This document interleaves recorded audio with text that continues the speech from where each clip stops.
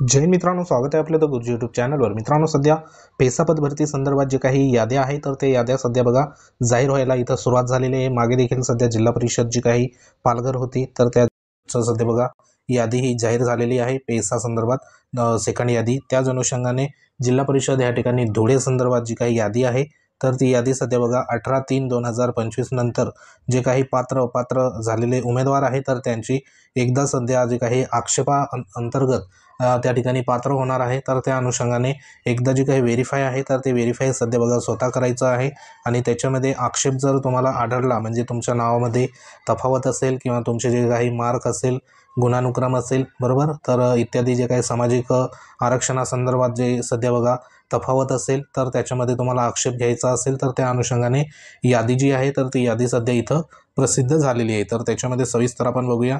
तर इथं तुम्हाला स्क्रीनवर बघा झूम करून दाखवतो। तर इथं जवळपास ही जी यादी आहे तर ही यादी बघा शिक्षण विभाग प्राथमिक जिल्हा परिषद धुळेच्या वतीने प्रसिद्ध इथं करण्यात आली आहे। ह्या यादीमध्ये जवळपास 304 एवढे जे काही उमेदवार आहे तर त्यांचे नावं आहे, म्हणजे जवळपास 300+ उमेदवारांचं इथं व्हेरिफिकेशन जे आहे तर ते व्हेरिफिकेशन सध्या जे काही कागदपत्र आहे तर त्या कागदपत्राच्या आधारावर ते ह्या ठिकाणी जी यादी आहे तर ती तयार केलेली आहे। तर ह्याच्यामध्ये सविस्तर इथं काय दिलेलं आहे की राज्यस्तरावर जे काही प्राप्त यादीतील टेट जे काही परीक्षा दिलेले स्थानिक आदिवासी एसटी पेसा क्षेत्रातील या ठिकाणी कागदपत्र पडताळणी अंती दिनांक 18/3/2025 नंतरची अपात्र यादी अशा पद्धतीने इथं हेडिंग देण्यात आली आहे।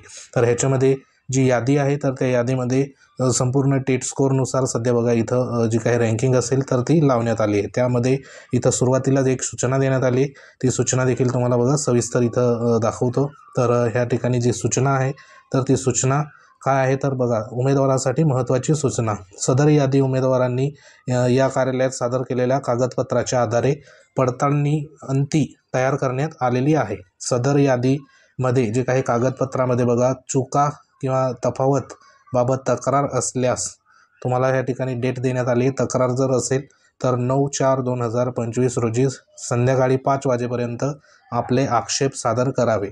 दिनांक 9/4/2025 नंतर आलेल्या आक्षेपाचा इथं बघा विचार केला जाणार नाही याची नोंद घ्यावी। म्हणजे या यादीमध्ये तुमचं अर्जासोबत जे काही माहिती दिली होती तर त्या माहितीच्या आधारावर सध्या बघा ही यादी तयार करण्यात आली आहे। ह्या यादीमध्ये जर तुमचं नाव किंवा जन्मतारीख त्यानंतर आरक्षणासंदर्भात जे काही आहे तर त्याच्यामध्ये तुम्हाला तफावत असेल किंवा मग आक्षेप असेल तर तुम्हाला बघा प्रत्यक्ष जिल्हा परिषदला जाऊन 9/4/2025 पर्यंत सध्या जो काही आक्षेप असेल संध्याकाळी 5 वाजेपर्यंत तुम्हाला त्या ठिकाणी नोंदवायचं आहे। आणि ज्यांचं यादीमध्ये नाव वगैरे बघा बरोबर असेल संपूर्ण डिटेल्स तर त्यांनी कोणत्याही प्रकारचा आक्षेप घ्यायचा नाही। आणि ज्यांचं नाव किंवा ह्याच्यामध्ये जी माहिती देण्यात आली तर त्या माहितीमध्ये जर इथं तफावत असेल तर नक्कीच बघा 9 तारखेपर्यंत म्हणजे 9/4/2025 संध्याकाळी 5 वाजेपर्यंत आक्षेप तुम्ही ह्या ठिकाणी घेऊ शकतात। आता ह्याच्यामध्ये जी माहिती आहे तर ती माहिती नेमकी काय काय बघा ह्याच्यात देण्यात आली आहे। तर सर्वात आधी जी माहिती आहे तर ती माहिती म्हणजे पेसा क्षेत्रातील जी काही यादी क्रमांक आहे, त्यानंतर टेट परीक्षेमध्ये मिळालेले जे काही गुण आहे तर ते गुण इथं देण्यात आले, बरोबर। तर ते गुण देखील तुम्ही चेक करून घ्यायचे, तुम्हाला तेवढेच गुण मिळाले का। त्यानंतर बघा अर्जदाराचं नाव आहे, बरोबर। अर्जदाराच्या नावामध्ये तुमचं नाव असेल तर ते व्यवस्थित तुम्ही बघून घ्या। त्यानंतर पुढचा कॉलम जो आहे तर तो आहे पत्रव्यवहाराचा पत्ता, बरोबर। त्यानंतर जन्मदिनांक व्यवस्थित बघून घ्यायची आहे, तुमची जन्मदिनांक इथं बरोबर नमूद आहे का, बरोबर, त्या अनुषंगाने। त्यानंतर पुढचं आहे वय, त्यानंतर लिंग मेल फिमेल अशा पद्धतीने, त्यानंतर विवाहिक स्थिती मॅरिड अनमॅरिड हे जे आहे तर हे बरोबर आहे का ते बघून घ्यायचं। त्यानंतर जातीचा प्रवर्ग ST, बरोबर। त्यानंतर जी काही जात आहे तुमची तर ती जात देखील इथं देण्यात आली आहे बघा। जी काही जात आहे इथं आता कोकणी त्यानंतर भिल अशा पद्धतीने जी तुमची जात असेल तर ती जात देखील इथं व्यवस्थित तुम्ही बघून घ्या। त्यानंतर पुढे अर्जासोबत जे प्रमाणपत्राच्या छायांकित प्रती जोडल्या आहेत काय अशा पद्धतीने इथं एक कॉलम आहे। तर ह्या कॉलममध्ये वेगवेगळे सध्या बघा डॉक्युमेंट आहे। तर जे डॉक्युमेंट तुम्ही जोडले असेल किंवा नाही जोडले असेल तर त्या अनुषंगाने खाली बघा शेरा देण्यात आला आहे। आता ह्याच्यामध्ये डॉक्युमेंट जर आपण इथं बघितले तर पहिलं जे आहे तर टेट परीक्षा संदर्भात बघा 2022चं मार्कशीट, त्याच्यामध्ये आहे असेल तर आहे, पेसा रहिवासीचा दाखला बघा इथं आहे असायला पाहिजे। त्यानंतर जातीचा दाखला आहे, जातीचा वैद्य प्रमाणपत्र आहे, त्यानंतर DED असेल तुमचं झालेलं, त्या संदर्भात गुणपत्रक आणि प्रमाणपत्र तर आहे, त्यानंतर TET पहिला पेपर त्याच्यामध्ये तुमचा पास असेल तर इथं बघा असेल आहे असं असेल, तुम्ही पात्र नसाल तर इथं नाही असेल. CTET संदर्भात देखील माहिती पुढे देण्यात आली. त्यानंतर 10वीचं 12वीचं जे काही प्रमाणपत्र आहे तर ते देखील बघा इथं आहे. त्यानंतर शाळा सोडल्याचा दाखला आहे, संगणक संदर्भात प्रमाणपत्र आहे किंवा नाही, आधार कार्ड संदर्भात माहिती. आता ह्याच्यामध्ये तुमचं जर समजा प्रमाणपत्र वगैरे तुमच्याकडे असेल आणि इथं चुकून जर नाही झालं असेल तर ते तुम्ही त्या ठिकाणी आक्षेप घेऊ शकतात, बरोबर. म्हणजे ते प्रमाणपत्र तुम्ही सादर करू शकतात. तर अशा पद्धतीने इथं व्यवस्थित तुमचं नाव चेक करून घ्यायचं आहे. त्यानंतर सर्वात लास्टमध्ये हा जो काही पात्र आणि शेरा असे 2 कॉलम आहे, तर हे व्यवस्थित बघून घ्यायचं. आता याच्यामध्ये जे उमेदवार इथं बघा अपात्र आहे तर ते अपात्र या ठिकाणी झालेले. आता अपात्र नेमकं कोणत्या कारणाने झाले आहे तर त्याचं कारण देखील इथं देण्यात आलं आहे. आता या ठिकाणी TET प्रतिबंधित यादीत नाव, TET CTET परीक्षा या ठिकाणी उत्तीर्ण नाही अशा पद्धतीने हे कारण दिलेलं आहे, म्हणजे इथं अपात्र केलेलं आहे, बरोबर. त्यानंतर इथं पात्र जरी केलं आहे तरी देखील इथं TET आणि जी काही प्रतिबंधित यादीत नाव आहे CTET परीक्षा उत्तीर्ण असेल तरी या ठिकाणी बघा जे काही TET प्रतिबंधित नाव असेल तरी देखील इथं पात्र केलेलं आहे.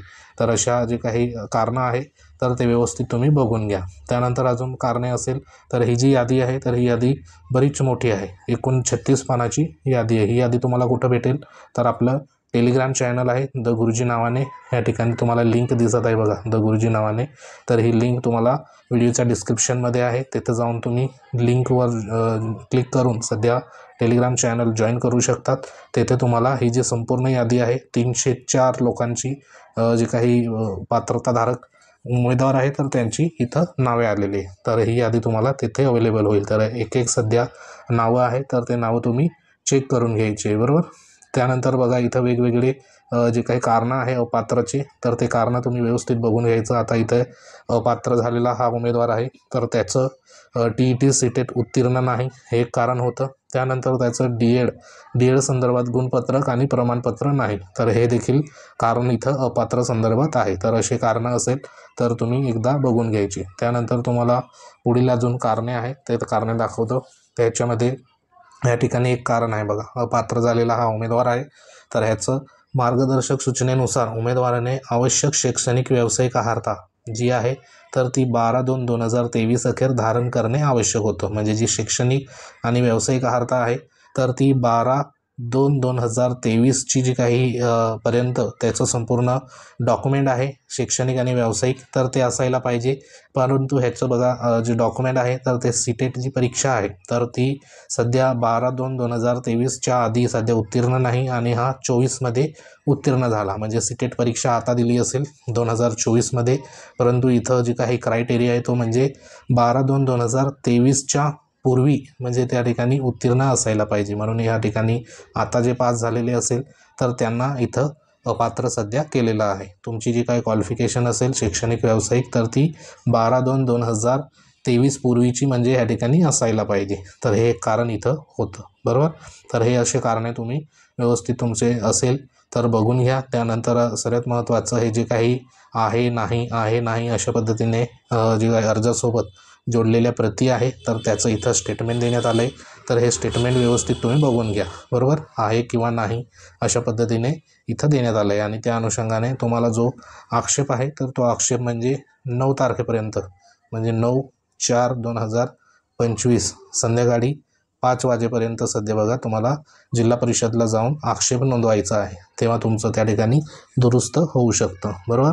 तर ही यादी सध्या 304 लोकांची इथं यादी आली आहे. तुम्हाला लास्ट जे सध्या बघा पेज आहे तर तो पेज दाखवतो तुम्हाला. इथं लास्ट हा पेज आलेला आहे तर इथं तुम्हाला स्क्रीनवर दिसत असेल 304 लोकांची इथं यादी आलेली आहे. तर ही व्यवस्थित तुम्ही चेक करून घ्या.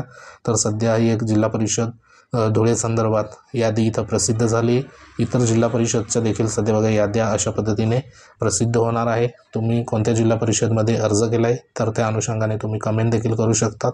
पुढील जी काही माहिती असेल त्या अनुषंगाने तुमच्यापर्यंत पोहोचवण्यात येईल. तर सध्या तुमच्या काही कमेंट असतील कमेंट देखील करा.